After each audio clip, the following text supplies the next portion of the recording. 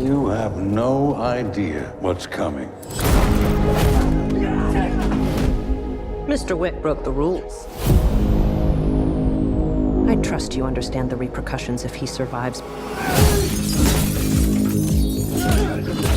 John Wick, excommunicado, is now in effect.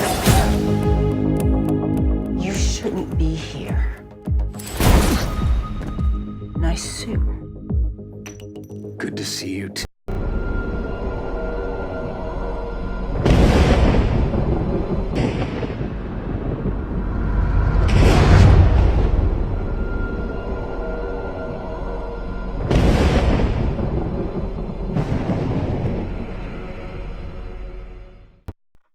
Hey guys, Pit Master here. I'm here with Master Wong, and you are welcome to our show. We have a show now, and that's what you're here for. And today, guess what we're going to talk about? We are going to talk about we've become movie critics, like Siskel and Ebert. We're going to talk about John Wick 3, but there's a 1, 2 as well. And to be honest, you just saw 3 today. I saw 3 last week, and to be perfectly honest, I loved all 3 of them. I didn't understand the plot for any of them. I didn't think you could follow them at all.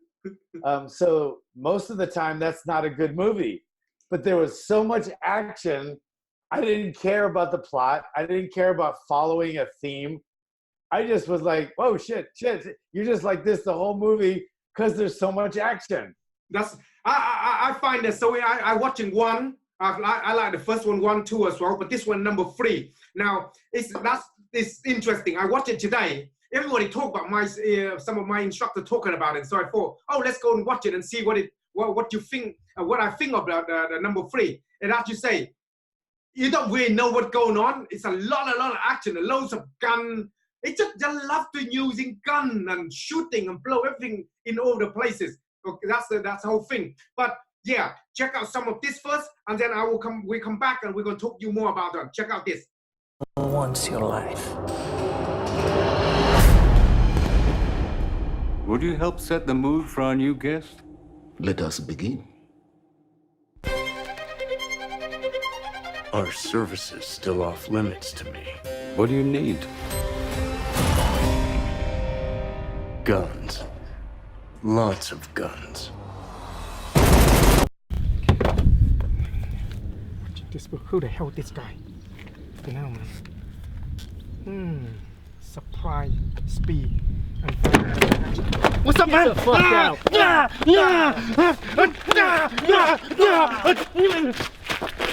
This is a big problem with some people here on this situation here. So let me run down what the situation is so you know what's happening. So I'm in the car here, okay, reading my book.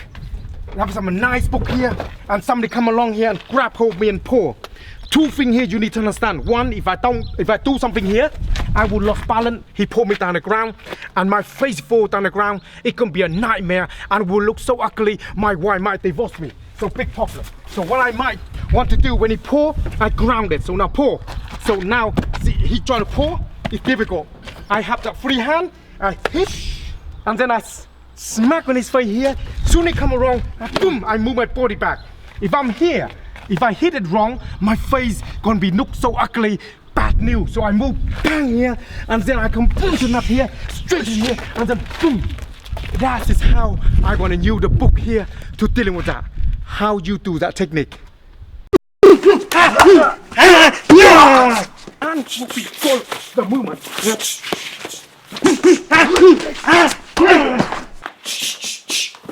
So the All right, guys. Well, action, and there's not a lack of action. There is enough action. What But you trying to figure out the plot. What do you think about the story? I thought the story was lacking, but it was made up. It made up for it in just straight up action. It was a lot of it was like it was so martial arts based in a kind of distant way, because there was like the respect, and then there was the honor, and then there was the loyalty. Those little, I mean, they're killing people and dying over little markers. Yeah, but what that's a lot to do with what we're talking about in the martial art world, don't we? Like what we're in. It's a lot about loyalty. It's about respecting it. And I find that very, very interesting, you know. So similar everything we do nowadays. It's all about respect and loyalty. I think that it's interesting. Very interesting. There was a lot of connections that weren't really, you wouldn't watch it if you didn't like think that way and think, well, that's all about martial arts. But like when he brought in the marker and then people were like dying, they were willing to die over a marker with their fingerprint on it. And then, you know, you can't, you know, like the hotel was like sacred grounds. That was a little interesting. That kind of followed all of them, I think. Yeah, the film that have all this sort of secret society behind the scene, you know, loads of different secret society. Now, some of you watching it, comment below here and tell us what do you think of John Wick 3, okay? Tell us what you think of John Wick 3 on it. I think it's a lot of secret society in that film, hidden inside the film. What do you think? Yeah, it was. I like Lawrence Fishburne. The like he played like, you know, this. He was part of a secret society, but then that girl came with the crew cut, and she like outranked him, but he didn't want to, you know, like give in to her. But then she was able to punish him and discipline him because she didn't want to kill him. So since he gave John Wick 7 bullets, she gave him 7 slashes, and he took it because that was his punishment. Like if in martial arts, if you got to go do your burpees or your sparring in the Shark Tank or whatever, it's kind of, there was so many similarities to martial arts. I found that very interesting in a kind of disturbing way. As well. So some of you haven't watching some of the stuff yet. So here, some of the stuff that we're going to put it for you to watch. Check this out. You think you can take John Wick? You've got a nasty surprise coming. I've been looking forward to meeting you for a long time. And so far, you haven't disappointed. We can keep this up as long as you'd like. But this only ends one way.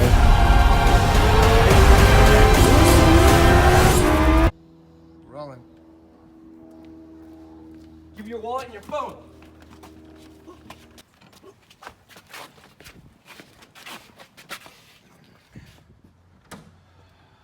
Give me your money. Get out of the fucking car right now.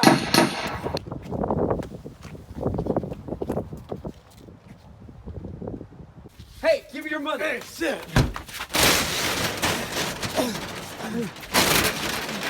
Give me your money. Hey, what the hell, man?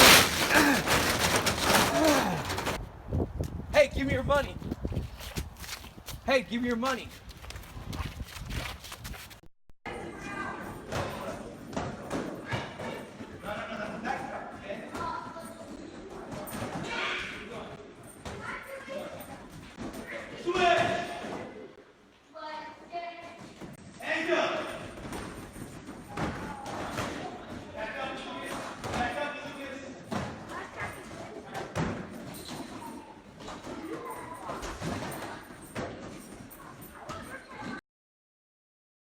All right, guys. So I thought it was an interesting twist, the Holly Berry thing. I loved her dogs, and they were like unbelievable. I love the way they played that. But do you realize that she was willing to give her life because John Wick, he helped her, like in it was either 1 or 2. I don't even remember. They all are the same to me. But John Wick obviously helped her, and he had the marker. So the marker is just like, I mean, it's just a symbol. So basically it's saying, I helped you. Now you're willing to risk your life for me. How many, I mean, can you imagine that in everyday life right now? Usually you give somebody something And And they forget about that. They're not going to remember anything at all. no, they're gonna like, no, that kind of loyalty today is unheard of. So that's weird. What do you think, Pitmaster? What do you think about if you're going out and you don't know any martial art at all, and you've got two dogs? You know, they're like, I mean, they're not the normal dog attack, and then they're coming in and then they attack them. And I find it so funny. Every time they bite, the dog love to bite somebody ghoulie. You know what I mean? Yeah. Those were martial art dogs. Those dogs. Those dogs were very interesting, and you know they were wearing bulletproof vests. That's right. Yeah. So like the one dog gets shot, and then it's really sad. It's like his dog when his dog died, and it's lying there like it's dead. But then all of a sudden she goes over there, and you know the bullet is on the vest, and she takes the bullet off the vest, and the dog gets up and runs away. I think that's so interesting that the way they play. It's like you just mentioned, you know, it's so much action on this goddamn film that you don't get bored on it. But I find what the guy named, I forgot what the name, he played the role of the Japanese assassin. You know, the Japanese assassin, he coming out, and I don't know, it's just so funny. You know, the way they played this one here, they put a lot of humor into it as well. What do you think of those? I think all three of them. Yeah, all three of them were like that. And they I don't know how they get away with so much violence. It's kind of bizarre the way they can get away with that much violence. But I mean, it seems like there'd be like an uproar of people like with the gun violence, and then there's knife violence, and then there's hand-to-hand violence. There's a lot of violence. I don't know how John Wick gets away with it. It's probably the most violent show per capita, like per hour, the most deaths in 1 hour I've ever seen. I think it's that film have a lot of violence, and the fight scene is very long as well. There's a lot of the choreograph, the fight scene very long, and each one of them, their knife, and sharp into the eyeball, and then they come down sharp into their heart, cut their throat. You know, I don't know, it's a bit, little bit much for. It's a little much. He'll like slice their throat and then put the gun in their eyeball and shoot it. Yeah. But it's entertaining. It's entertaining. Yeah, it is. It's very entertaining film, and it's very interesting to watch. And some of you, I don't know which one is it. Check it out. So here's some lesson for you to check it out. To dream the impossible dream. There is no escape for you. The high table wants your life. To right the unrightable wrong. Tell me what you want. Passage. I can't help you. To reach the unreachable star. Do you expect him to make it out? A $14 million bounty on his head. And everyone in the city wants a piece of it. I say the odds are about even.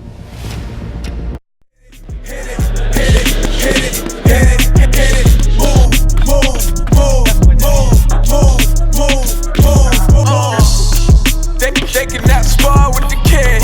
They'll go hard like the kid. You ain't got heart like the kid. Nah, blood, sweat, tears, got stars like the kid. Anyway, guys, I thought it was interesting where there were so many guns, so many knives, so many edged weapons, but he could use anything as a weapon. And John Wick could turn he could turn a book. He could just turn a book like this, and like the way he used it was like a weapon. It's a bit much. I mean, it's definitely for the shock value of it, but in reality, you can use anything as a weapon, pretty much. Can you really using that as a weapon if in reality? I'm a big believer in you can use a lot of things as weapons. You could definitely this right here if I hit someone just right, it might cause a little bit of blunt force trauma. Not as much as a baseball bat, but if this is all you have, like some people have those Kubotans, right? And they use those. And I'm under the mindset that if you're gonna carry a weapon, carry a fucking weapon. Yeah, but if you're gonna use the weapon, carry a weapon. If you're gonna carry a little stick, carry a knife, for God's sake. In that situation, if you think about that, in the place that he haven't got no weapon, and all they got is a goddamn book and is on his hand. He can't turn around and say, "Hold on, I get home first. Let me get some gun and knife out." You know what I mean? Right. So there's a quandary right there that I have with other martial artists, where I believe that, and if somebody came up to me right now and I don't have my knife on me, I have this freaking that's right. I have this stapler, right? So I would make the stapler into a weapon. But my quandary is, if you're going to carry something deliberately on your keychain and make it like a little weapon, then carry a knife, right? So I believe you could turn I could turn this right here. I could use my the phone. Yeah. I could use this in a lot of different ways, but I'm not gonna. If I have the choice, I'm not gonna put my knife. Say I don't need my knife today. I got my phone. You know what I mean? But I don't have to carry my gun today. I got my stapler. But it's good though that each country or each places allow you to arm. Like in England, we can't carry any knife. I love to carry certain weapon with me, but we don't allow that. So we have to do whatever we got. So that's why it's quite interesting that we're gonna have for you this lesson to helping you to go improvise weapon. Anything is possible. So check it out. Provide. Doc, 5 seconds. John Wick, excommunicado in effect in 3, 2, 1. and away we go.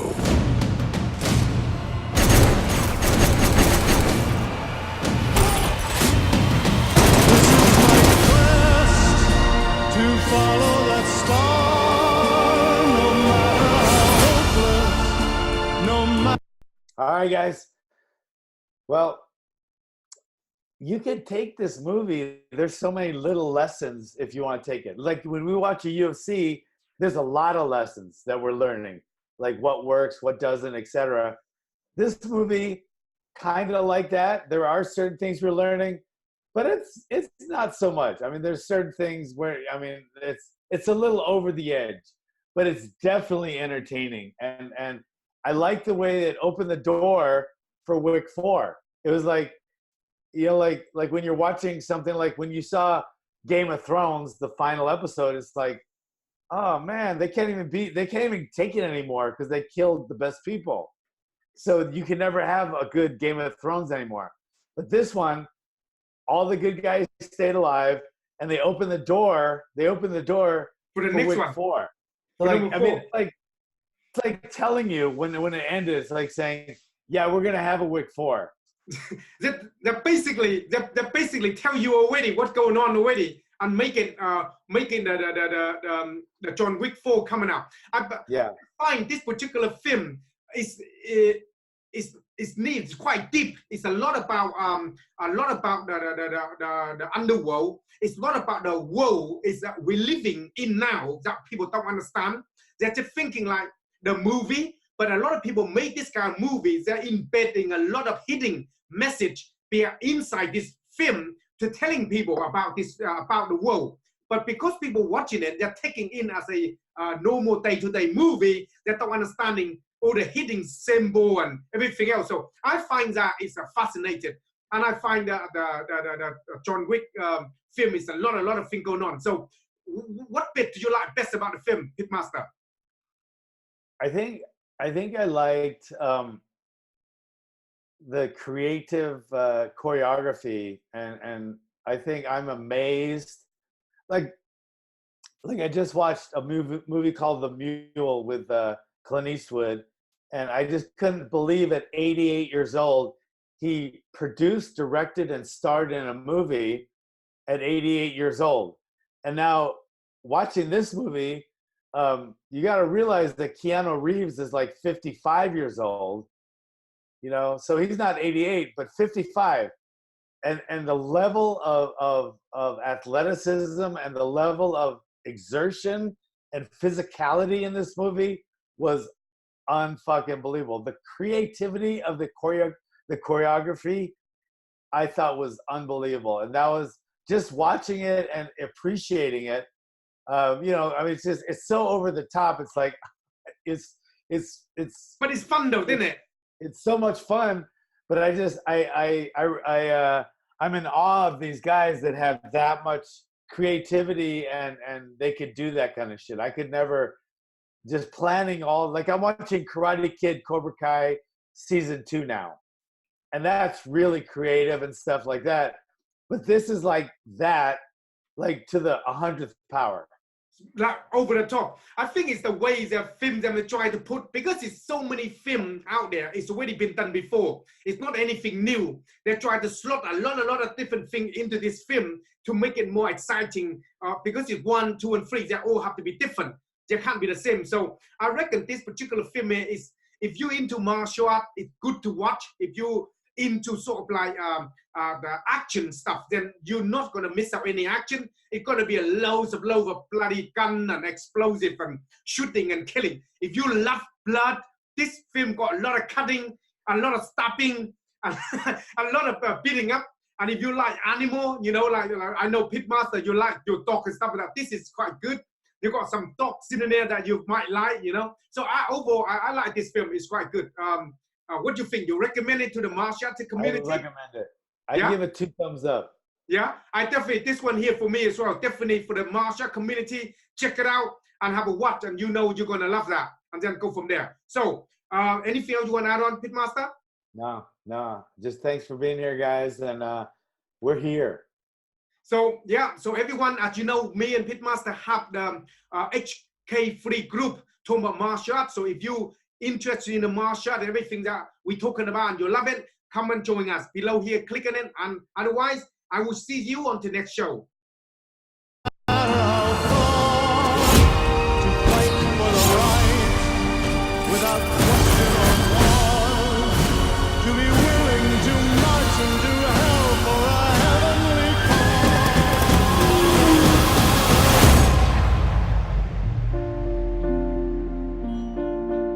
Sophia, we're not going in like the old days. Just a conversation. Nothing's ever just a conversation.